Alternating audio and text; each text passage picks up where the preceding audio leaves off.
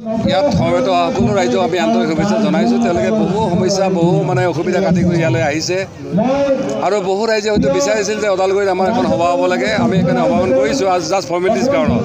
কাৰণ আপোনালোকে জানে যে ওদালগুৰিৰ পৰা কোকৰাঝাৰ চিৰাঙলৈকে আমাৰ 80% মানুহ আচলতে চাইলেণ্ট ভোটাৰ বা চাইলেণ্ট সমৰ্থক আৰু আণ্ডাৰগ্ৰাউণ্ড পুৰাই আছে। আৰু আমাৰ দৃঢ় বিশ্বাস আছে যে ওদালগুৰিত এইবাৰ সঁচাকৈ পৰিৱৰ্তনৰ বতাহ বলিছে আৰু আমি নিশ্চিত যে 30+ চিট লৈ আমি জিকিব পাৰিম। ইয়াত হিমন্ত চাহাব হওক আজমলা হওক, ইয়াত হিন্দু মুছলিম পলিটিক্স কৰক বা কিবা বেলেগ কৰক, ইয়াত কিন্তু তেওঁলোকে কোনো কাৰণে জিকিব নোৱাৰে। আমি সেইকাৰণে চেলেঞ্জ কৰিছোঁ যে আমি 30 ওপৰত আমি চিট জিকিম আৰু বাকী যিমান পলিটিকেল পাৰ্টি আছে সকলোৱে মিলি কেৱল 10টা জিকক। আপুনি ক'লে হাগ্ৰামা হিমন্তই নিশ্চিতভাৱে তাৰ প্ৰমাণটো আপোনালোকে চাওক যে ইমানখিনি যদি তথ্য প্ৰমাণ আছিলে আপোনালোকে 15 বছৰ কেলেই তেওঁক কাৰণে শাসন কৰিব দিলে। তেওঁলোকে ধৰিব লাগিছিল। কাৰণ আপোনালোকে দেখিছে তেওঁলোকে আঁঠুৱা কিনিছে। মই যোৱাকালি য'ত গৈছিলোঁ আমাৰ আইতা এজনে কৈছে বোলে বাবু 60 টকা দি আঁঠুৱা এখন আনিলোঁ মই BPFৰ পৰা, মই না ঘূৰিব পাৰোঁ না হেৰি হ'ব পাৰোঁ, কাৰণ ইমান ছুটি ইমান ঠেক। কিন্তু আপোনালোকে চাব কেগৰ প্ৰতিবেদনত কি আহিছে, সেই আঁঠুৱাখনত কিমানত কিনিছে 1900 টকাত 2500 টকাত। আৰু আচৰিত হ'ব কিনিছে ক'ৰ পৰা, ভূটানৰ পৰা। আজি বাংলাদেশত যিবিলাক পাথৰ চাপ্লাই ক'ৰ পৰা চাপ্লাই, ভূটানৰ পৰা। কিন্তু আপোনালোকে ইণ্টাৰেষ্টিং জানিব যে ভূটানে কেতিয়াও পাথৰ বিক্ৰী নকৰে। ভূটানে যদি পাথৰ লাগে তেতিয়াহ'লে অসমৰ পৰা কিনি লৈ যায়। গতিকে BTCত কি চলিছে মই কোৱা দৰকাৰ নাই। আৰু তেওঁলোকে যে মিলামিলি নাথাকিলেহেঁতেন একেখন থালতে হিমন্ত চাহাবে 15-16-17 বছৰ খালে। তেওঁ এটা সময়ত কংগ্ৰেছ আছিল, BJP হ'ল, পাৰ্থক্য এইখিনিতে।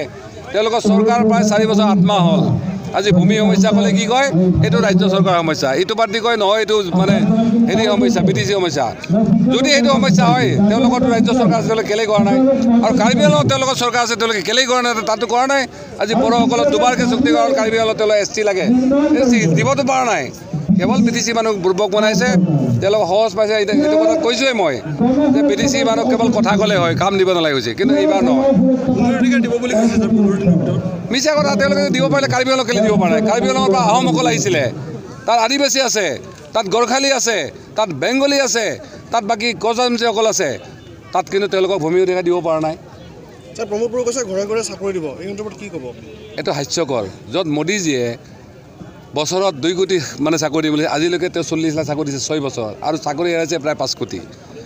আজি হাগ্ৰামাই 17 বছৰত 2400 চাকৰি দিছে, তাতো ট্ৰাইবেল জেনেৰেল, তাতো দুৰ্নীতি।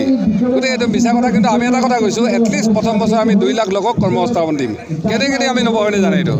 যোৱাকালি নিৰ্বাচনী সভাত হাগ্ৰামা মহিলাৰে কৈছে যে ভূমি অধিকাৰটো হ'লে কথা নাই, চৰকাৰে বোলে কথাই।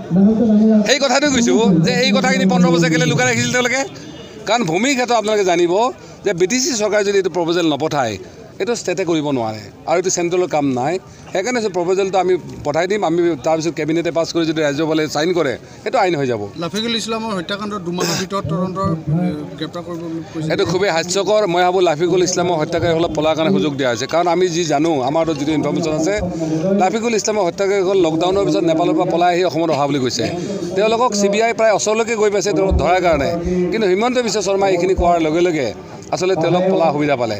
আৰু সেই সময়তে আমাৰ উকিল সকলোৱে কৈছিল যে তাৰ যিজন SP আছিল সেইজন কিন্তু হিমন্ত বিশ্ব শৰ্মাৰ খাছ মানুহ আছিল। SIT গঠন কৰি তেওঁলোকে কৰিব নোৱাৰে। CBI তেওঁলোকৰ হাতত আছে। গতিকে 2 মাহৰ কাৰণে কেলেই লাগে, তাৰমানে তেওঁলোকৰ বুজাবুজি আছে। কোনে হত্যা কৰিছিল গম পাইছে। আমি আগতে প্ৰথমতে নৱশৰণে একমাত্ৰ ব্যক্তি যি কৈছিল যে ইয়াত পলিটিকেল এংগেল আছে, আৰু যেতিয়া পলিটিকেল এংগেল আছে এওঁলোকক শেষ নকৰালৈকে এইটো ধৰা নপৰে। সেইকাৰণে যেনি তিনি নৱশৰণীয়া টীম যাতে গণৰক্ষা পাৰ্টি যে ইয়াত শাসনত আহিব নোৱাৰে সেইটো তেওঁলোকে চেষ্টা কৰিছে। আপোনালোকে চাব যি পাৰ্টি ইলেকশ্যন খেলিছে তেওঁলোকে ক'লে আমাক হাৰৰ ধৰণে খেলিছে। এইটো হাস্যকৰ।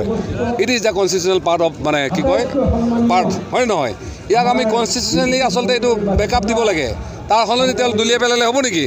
কাৰণ VCDC নহ'লে, পঞ্চায়ত নহ'লে আমাৰ ডেম'ক্ৰেচি নচলে।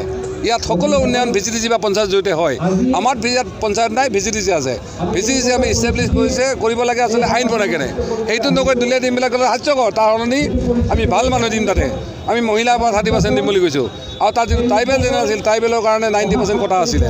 জেনেৰেলৰ কাৰণে আমি কৈছোঁ এইটো এজ পাৰ মানে হেৰি কৰি দিম পপুলেশ্যন। য'ত জেনেৰেল আছে জেনেৰেল, য'ত ট্ৰাইবেল আছে ট্ৰাইবেল, সেইটো কৰিলে মই চাফিচিয়েণ্ট। পঞ্চায়ত ব্যৱস্থাটো VCDC কৰি দিম বুলি কৈছে ছাৰ। সেইটোৱে কথাটো ইয়াত পঞ্চায়তৰ জেগাত ভিচিডিচি আছে গোটেই ভিচিডিচি যদি আমি আইন কৰি ৰিকগনাইজ কৰি দিব পাৰোঁ আৰু যদি আইন কৰা নহয় তেতিয়াহ'লে নমিনেট কৰিলে কৈ থাকিম কাৰণ 15 বছৰ কৰোঁতে আপোনালোকে একো নকৰিলে এতিয়া কেলৈ কৰিব